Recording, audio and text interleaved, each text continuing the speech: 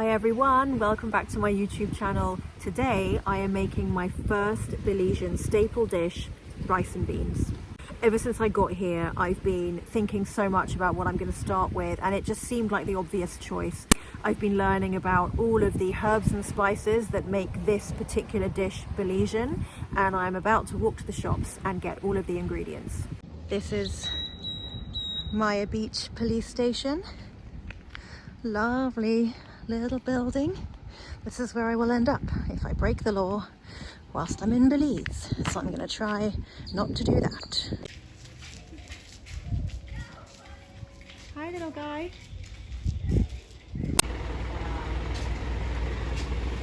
Getting a few bits from the market. Look at all this fresh fruit and veg.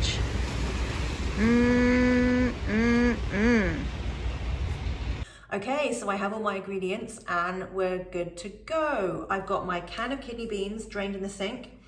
I've got my can of coconut milk. I've got my chicken broth. I'm using half and half in terms of liquid. Some recipes I've seen used just coconut milk. I'm going half and half, and we'll see how that turns out. Obviously, if you want to make this veggie or vegan, you can just use vegetable stock instead of chicken. Then I've got my onion and pepper all chopped up, ready to go. In terms of size, I always quite like to keep things like a similar size. So if you think about how big the kidney bean is, I've chopped up my onion and pepper to be more or less the same size. And then it just kind of looks balanced. You don't have to do that. That's just me. Garlic I've made into a paste. So I've chopped it up and then I've sprinkled it with some salt and then crushed it with the back of a knife. And that kind of means it kind of permeates the dish a bit better rather than being like chunks of garlic. And I just think it will flavor it a bit better. I've got thyme. This was something that I was really interested in. The fact that the traditional Belizean recipes for rice and beans will either have thyme or oregano in. And I was thinking it would just be coriander. So really interested to try that. And then rice, I'm doing a cup of rice and then 2 cups of liquid. If you don't use the cup system, on a measuring jug, it's like 8 fluid ounces, and then it would be 16 fluid ounces of liquid. So, let's go. Coconut oil smells so good. Honestly, keep an eye on it because it does heat differently to olive oil or vegetable oil or whatever it is you're used to using. If you ever want to test how hot something is, just get 1 piece and just put it in. And if it doesn't sizzle, take it out again, because that means that the oil isn't hot enough.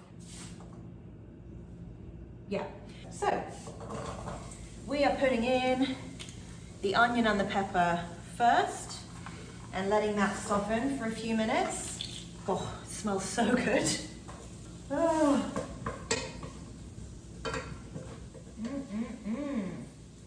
So I'm just letting this soften.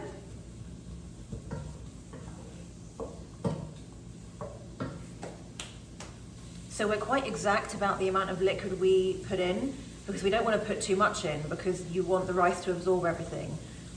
However, we do want to keep an eye on it. So once we've been letting it cook for like 25 minutes, I'll probably check to see how we're doing, how much liquid is still in there, and if you need to add a little bit more. The smell of onions cooking is one of my favorite smells. And I used to say that onions cooking in butter was my favorite smell in the world, but I think it may actually have just been beaten by onions cooking in coconut oil, especially fresh Belizean coconut oil. This is, I wish that you could do like a scratch and sniff and you could smell it. It's so good. So my onions are looking soft and translucent, so at this point I'm going to add my garlic. But I need to be careful because that'll fry really fast and I don't want it to burn.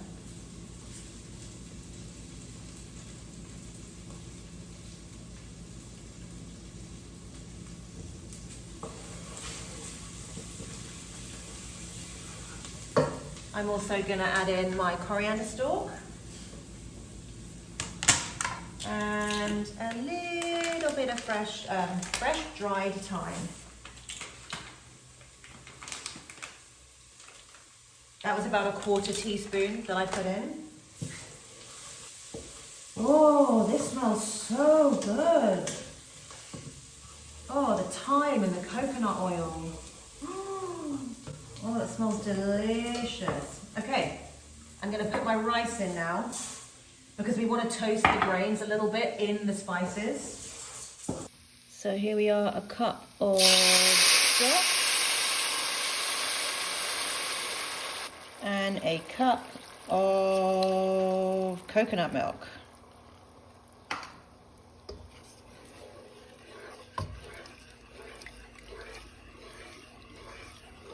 So we've added our liquid. It actually looks so beautiful. It looks like a piece of marble or maybe a Miro painting or something. So anyway, we're going to bring this back up to simmer. And then at that point, oh, I haven't added beans. What is wrong with me? Rice and beans. Nearly forgot the beans.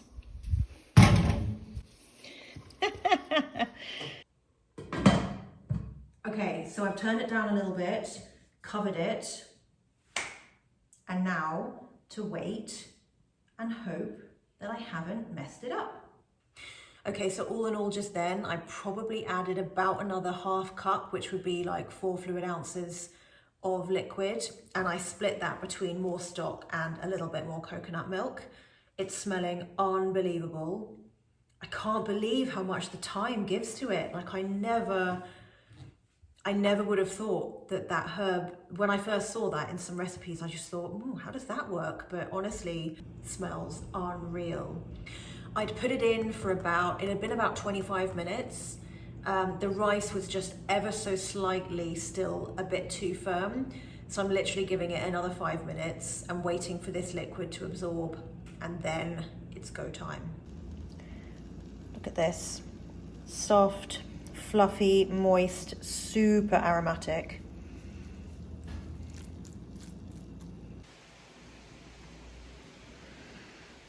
Time to properly taste. I'm going to give it a squeeze of lime.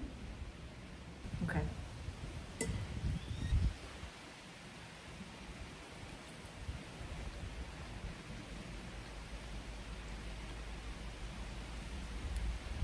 That is delicious. It's so good. The thyme. I know I keep saying this, but honestly, it adds so much.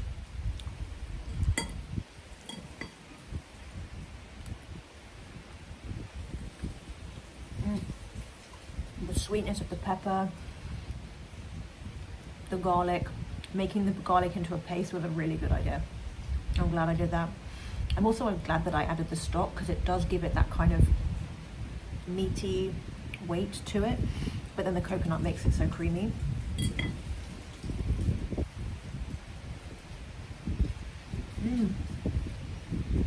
All in all, my very first attempt at rice and beans, Belizean style, was a success.